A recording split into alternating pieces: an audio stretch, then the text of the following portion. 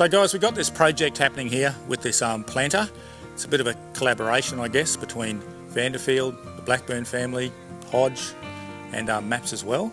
The idea being that we all get together and support, some changes if we can, and help out with customers trying to achieve, their BMP, which Vanderfield, I guess, feels that it's an important step forward for the community and for us to be involved in the cane growing community. We've obviously supplied the new John Deere at the front of this planter. That's for guys to use it, trial it, see what they think. And our VNet side of the business has been heavily involved in speccing this planter up to make it rate controllable, make it compatible for all the latest technology. So I guess moving forward in the next few months, the idea being is that anyone can borrow this rig. The tractor and the planter stay hooked together. You don't have to be a Greame customer. You can be whatever you like. The idea being that you try out the planter, give it a go. That's just part of the project. We're happy to just help out and see what can come of it. G'day, Stephen here, Vanderfield Planter Specialist. Today I'm having a word with Greame Blackburne. Greame has kindly donated a planter, and with the help of Hodge Industries and Vanderfield, we've turned that into a dual row on 1.8 metre beds. I just want to ask Greame a few questions. How did we get to that stage, and why have we done it? Greame, how did we start off at, where did we start in the early days? Well, it probably had nothing to do with you in the early days. It was just generally, how can I get more tonnes per hectare with a wider row? So that's how it all. That was the big question I was asking myself. We weren't getting productivity per hectare, and so we didn't want to go back to the narrow rows. So what we did was we got Hodge Industries to make a 1.8 metre dual row system, and that was 3 years ago now. We put John Deere's technology on the planter, rate controllers, and just generally for everything, just to control a lot of products. And the facts are in what our productivity is doing. So we're trying to spread the word now with this new planter. We're offering it to any people that want to go to the new system and give them a bit of an insight of what's happening. And I'm pretty confident of what they can achieve. And the 1.8 metre row, Greame, why did we decide on 1.8 metres? Is it something to do with this big thing here that we're leaning against? So these are actually about 1.9. So anything very close to that track is what we're after. So we're not. It's just all about controlled traffic. Get the length of our returns longer. We don't want any compaction in the paddocks anymore. It's better for the plant. It's we get better. We make sure our fertiliser is going into the ground a lot easier and safer to be sustainable too, I suppose. So there's a lot of factors. It doesn't have to be 1.8, but we need to be 1.8 or higher, so we can match the big tractors and the harvesting equipment. All right. Well, with the reduced compaction, do you think we're going to get more returns? Oh, absolutely. I mean, we just had 4 inches of rain last night, and we're sitting in pools of water here. So it's certainly going to be the biggest factor now is when we go into these paddocks, we won't be hurting the stool. We might have a couple of bog marks in the interspace, but we won't be hurting the stool. And one of the guys we've spoken to today, he's saying that possibly the crop that he plants won't be his biggest crop, but he's sort of thinking that second, third and fourth returns, you'll start to see that crop really fill in. Is that, do you agree with that statement? Oh, I think he's in year one, so he'll find that it'll fill in from year one. Yes. And so I've got every confidence that he'll be more sustainable in the future, getting good cost effectiveness. You don't need a lot of technology. It's just to get the right technology, and you can go a long way. And the technology we're using, whether it be from John Deere or someone else, we're recording our tasks, we're documenting our tasks and the GPS reference to suit the current BMP legislation. Is that something that you guys are working towards as well? Definitely. We have to, we're under pressure from the government, In saying that, we're getting some positive increase in efficiencies as well. So it's not all about their side pushing us. We're doing it to make sure that we can get something out of it as well. And so, with those records are all electronically lodged, so you think that's a lot better than the paper? Yep. All right. Yep. So that's a great thing. So we've got some technology, we've got some guidance to give us straight rows, and we're hoping that we've got guidance on our harvesters here to come back in. So we're reducing compaction. So I think things are sort of stacking up for the technology moving forward. Oh well, I'll just say one comment after yesterday's rain. As you can see, if you're driving around the district at the moment, a lot of the cane has been severely lodged. So what better technology than having the Green Star system up there and driving through these? You can't see the paddocks. Yep. You can't see the rows physically. So, you know, it knows where the rows are. So it's a fantastic product to have on your farm. Yep. Keep us going through those when the crops have been lodged. And just getting back to the planter, with it getting out into the district, we're sort of hoping that there's going to be a few people plant some trial blocks to see how it goes beside their conventional farming practices. Yep. Okay. Yep. And we're hoping that in 1 or 2 years we can see those results. Is it? I think they'll be starting to get impressed as it grows. You know, I think if they can visualise what it looks like, within a month or two, you can actually visualise it's actually going to fill in quick. Yep. You don't need as much chemical in that fill-in stage. So yep. No, I think it'll be a quick reaction to what they think they want to achieve.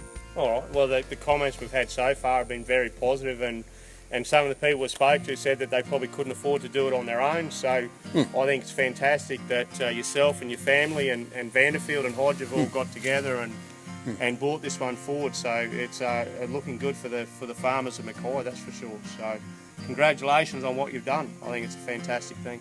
It's not just me, it's a combination of a lot of people, including maps and things like that. So definitely, with everyone going in the one direction, hopefully we can get the right result. Improve the industry. Exactly. Leave a legacy for the industry. Fantastic. And while we're standing here, what about this new thing? How are we going with the new planter? New harvester, sorry. Better not call it a planter. This is the brand new 570 cane harvester, and it's only early days. We've only cut 4,000 tonne with it, but it's got a lot of fantastic features on it. It looks as though it's going to be fuel efficient. Right. And yeah, it's got JD Link with the machine, so we'll be able to give you a bit of a summary of at the end of the year on how things went. Yep. And it's going to be a good product to have in this year where everything's fallen on the ground. Yep. So what have we done? A couple of weeks, if that? 2 weeks of slow crushing. All right.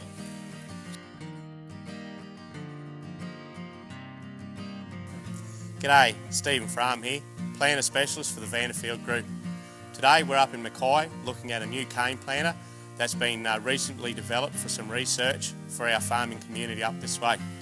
As we have to see, the Blackburne family, in conjunction with Vanderfield and Hodge Industries, have donated this planter to the cane farmers of Mackay to allow them to experiment with dual row 1.8 metre cane planting. And this is allowing the farmers to experiment with this at no cost. We've been very lucky for the Blackburne family to make this generous donation. So what we're looking at here is the planter's been modified to plant twin rows on a 1.8 metre bed. This has been used by a large disc opener, and we're getting that into those 1.8 metre beds. So advantage of this machine, we're trying to meet some the sugar best management practices. We've got farming on 1.8 metre row spacings. We're using technology to document the tasks that are happening on that farm, and we're using John Deere guidance. So all those 3 or 4 components are all important part of the BMP process. So we have a single solid rate controller there to control how much cane is going into the ground, and that's all documented. We also have a liquid rate controller controlling our liquid channels there. Okay, here we are, the 2630 display running in our new John Deere tractor with 2 centimetre accuracy for our guidance. we've got a video input there, so we can see what's happening inside the bin there when we've got to empty or refill the sugar cane. We've got a dry rate controller here showing us our planting rate in kilos per hectare. This would be our actual target rate when we're up and running. And also we can refill our bin level there, so we can watch that go backwards as our cane's starting to empty out. On the liquid side of it, exactly the same thing. We can refill our tank when it's empty, and we can count that running backwards. We've got a control there of 125 litres per hectare. Once again, that's our target rate, and there will be our actual rate once we get moving. So the system's running with John Deere guidance and dry and wet rate controllers to have total control of the planter. And once again, it's meeting all the BMP requirements there for record keeping. So once, just a great package there, all rolled up into one. So there we've got a shaft speed sensor, which is counting the revolutions of the main shaft. So we're getting feedback into our rate controller, so we're gauging our tonnes per hectare. We've got a 12 volt pump here running the liquid system, and that liquid system is controlled by a pulse width modulation controller. So all we're doing is simply supplying more or less voltage to this small motor to give us the variable rate that we're requiring as we move up and down the field. Lovely little inline flow meter there, great for doing low rates that's required in the sugar industry. So a great little tool. The biggest outcome is allowing the farmers to trial or dual 1.8 metre rows without a huge cost to them. And the reason that the industry seems to be going to dual 1.8 metre rows is because of compaction when the cane harvest comes through, and the dual row is outperforming the single row on 1.8 metre rows. Anyone that has adopted this technology believes that they're getting a payback on yield in some of their poorer country. So with our BMP, what we're ticking in these boxes is our machinery is on repeatable auto track guidance. Our wheel centres are matching our harvester at 1.8 metres. Our rate controllers are controlling and documenting what is happening in that field, which also meets one of our BMP requirements. Records are kept in digital form, linked by GPS for operations and used to monitor and modify future nutrient management.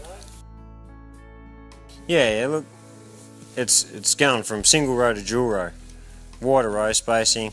Instead of having a normal chute that bulldozes a heap of dirt, you've got double disc openers there that shift a very little amount of dirt and cover it back over, conserves moisture, and it does a very good job from what I've trialled. It's a bit easier and you don't lose the moisture, so the need to irrigate straight after if in dry conditions is limited. Well, look, the rate controls, you can change it on the go if you want. If you want to put more plants in the ground or you want to put less plants in the ground, you don't have to get out, change cogs, muck around with hydraulics. You punch in the screen what you'd like and it does it for you. It's great because everything's so accurate. Same with your liquid fertiliser. Punch in how many litres per hectare that you want. If you want to change it for a different paddock, well you can, and you can change it on the run. Everything is controlled by that controller. I'd say, look, give it a go. Like I've trialled a couple of blocks this year to make sure, yep, I'm 100% happy, and so far I am.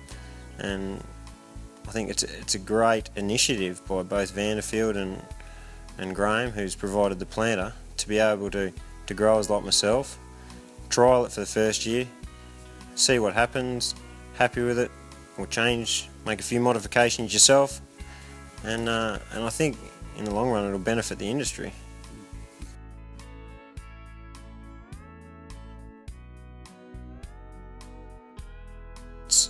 It's really why we're pushing to go to dual row as well, away from single row. So traditionally, what, 1.5, 1.6? Yeah, we've run 1.6 and there's quite a few other blokes at 1.5. So as a harvester driver that's driven current model machines, travelling down a 1.6 metre row and a 1.8 metre row, what are we seeing? What's the difference? 1.8 you're level. You're not driving on the stool. 1.6 without you're not 100% level because you've got to drive to one side a bit, otherwise you're knocking cane down on the next row that you've got to cut. Yep. And look, there's benefits at 1.8, you're not going up as many rows, so effectively less travelling on the field. Less travelling. Less compaction. Less compaction, and I think there'll be a reduced in fuel cost as well. Plus, most of our other farm machinery will fit a lot better at 1.8 than at 1.6. So once again, that's the BMP thing. We're trying to get our farm machinery to fit down the rows without compaction during a wet crush. That's right, and look, by driving this harvester, I've also seen tonnage, a drop-off in tonnage is not happening. Yep. On second and third returns? Yeah, I think second and third returns, are probably better than at 1.6. So by planting a 1.8 metre dual row, Yep. so the crop that we're going to plant on that 1.8 metre dual row, when we see that out of the ground and we harvest it for the first time, you're feeling that the yield or the tonnage won't be there in that first year? No, look, I don't think it will be your best crop, but after that plant cane crop, it's going to stool out, and I think you're going to get longer benefits and a longer return length. Okay, so traditionally here how many returns would we have? 4 to 5, depending. Okay, so there is a chance, slight chance, that we may get out to 6. I think so, from what I've seen, and by seeing dual row at second and third return, yes. I think there's every possibility. So there you go, another awesome benefit to plant 1.8 metre rows. Yep. And I suppose the other thing we need to clarify is why we went to dual row. I mean, the trial started on 1.8 metre single row. Yep. And over the time that the guys weren't getting the return on tonnage, so by putting that second row of cane on that 1.8 metre bed, I think we've increased the yield. Definitely. I've seen both single row and dual row at 1.8, and there's definitely a lot bigger stool Yep. at the dual row. So harvesting, say, 1.8 metre dual row, are you seeing your ground speed come down and still feeding the same amount of tonnage through the machine? Yes. Yep. Okay. And you just got to see the amount of cane coming out the elevator as well. Yep. I know it's only visual, but Yep. So a big thing in the sugar industry was a cane loss and stool damage by going too fast when we're harvesting.